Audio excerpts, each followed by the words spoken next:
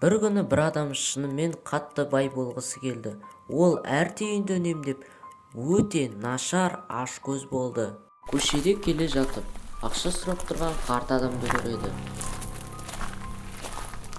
Жігіт, маған ақша бере тұра аласың ба? Жігіт ашкөздігінен оған бір теңге де бермейді. Қарт бір кезде: Жанның орнына кез келген тілегіңді айт. Жігіттің сараңдығы соншалық. Қартайған кезде жаным ақша көмектеседі және қашанда қол ұшын береді, дейді жігіт. Қарт күліп, ойланбастан келіскенін білдіреді. Көршілері оны көрмегеніне біраз болды.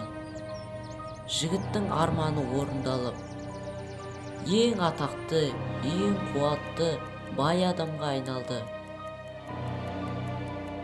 Аштықтан өлгенше ол ең бай адам болды.